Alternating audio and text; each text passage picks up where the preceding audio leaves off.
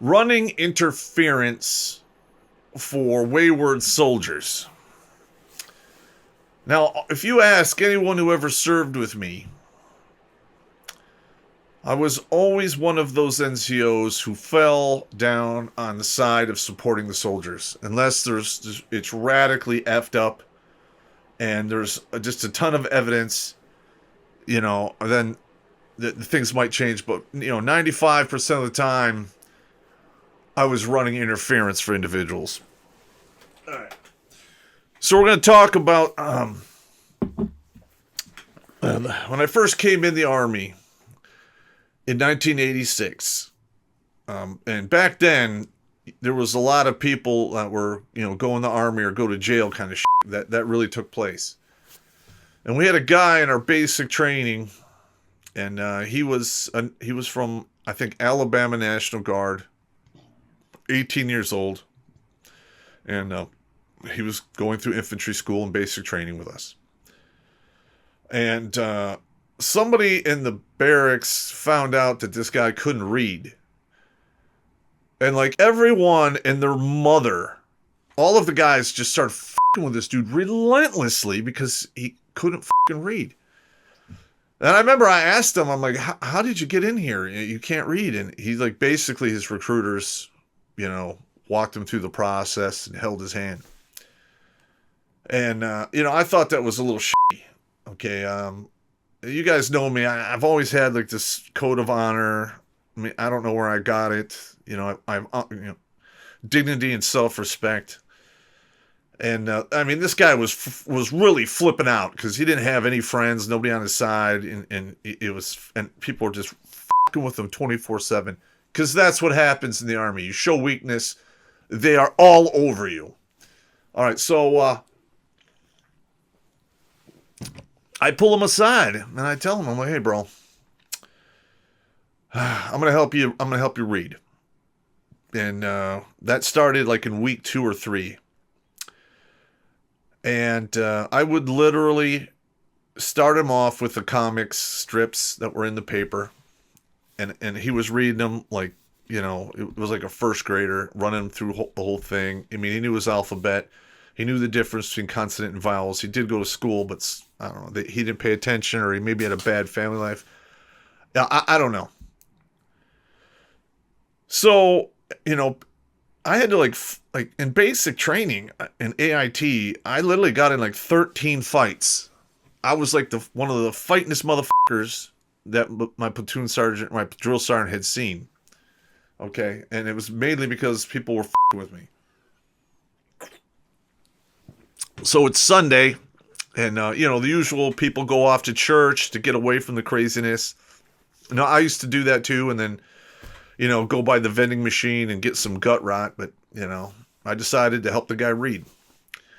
And we were at it for like a good hour and a half. And we had an exceptionally crass, evil motherfucker in my class. He was about 6'1", black guy, bald, and he was about 22 years old. And he was bald because he shaved his head. It's not a medical thing. And he was just a vicious motherfucker. It starts fucking, I'm in there trying to teach this guy, and he's running his suck hole. And I look over him, and I'm like, dude, you need to just, like, shut the fuck up. This is serious shit here. I'm trying to help this guy out. And, he just wouldn't shut up. Well, I wrestled for 2 years in high school. I wasn't a big guy. I was about 138, 140 pounds at the time. I was about 5'8". I grew 2.5 inches in the Army and put on a bunch of weight there. But I just got up and I walked over him and I said, bro, this is serious shit. Leave this guy alone. I mean, his life is hard enough as it is. And then he opened his mouth and he didn't even get the words on it. He was going to say, "F you, Pop." Now, I know I didn't have size, reach, or height advantage on this guy. But I've seen him fight a couple other guys in the platoon, and he won because he was big, but he wasn't good. And I remember I wrapped him, I jumped, I grabbed him around the waist, wrapped him up, bring my leg around behind him, take him to the ground. And now that weight and height advantage, not so much. Now this is Sunday. And there's only one drill sergeant there. The other two are off, or other three. And, I wrestled with this guy for a good 15 fucking minutes. And he's getting tired because, I wrestled for 2 years. So, I knew how to do the tempo of, when to tighten up and then relax and use your body weight. And this guy he never wrestled. He didn't know anything. He was just a stress monkey on the ground. And we rolled around. He tried to punch me and he got me in the back of the head a couple times. And I just wrestled that guy to fucking exhaustion. Like literally exhaustion. It took like 15 minutes. And then I rolled him over on his back, got up, and I literally was like sitting on top of him in just the ground and pound position is what they call it in the MMA. And I told him, I said, bro, one day, you're gonna grow up and realize how fucked up you are. And you're gonna need help from somebody. And you're not gonna get it because you burned the bridges of everyone around you being such a fucking cantankerous asshole. And I let him up. Nothing happened because we weren't bleeding. I just had a couple, welts on my fucking bald head. It was not a big deal. It's not the first time I've been punched in the face. It won't be the last. And I think I saved 2 people during that because that experience, because after that I fought that guy in the day room. And I literally wrestled him into like exhaustion and let him know that at any moment I could have just ended him. It changed his entire mindset for the rest of the class. He quit being a fucking crass asshole.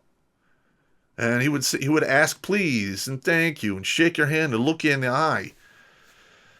And that was just a weird fucking thing, but it had to be done. And by the time I left basic and IT, because we were there for 3 months, that guy could read. I had him reading the Bible by the time we got done. And I told him, look, if you want to read, you're going to have to practice. So you can read. Slowly, I get it, but you can read now. So hopefully he unfucked his life. Watch Grunt Speak live every Tuesday and Thursday at 8 p.m. Eastern. And if you'd like to join Pop for Supporters Sundays, consider making a donation on Locals, Patreon, or Subscribe Star.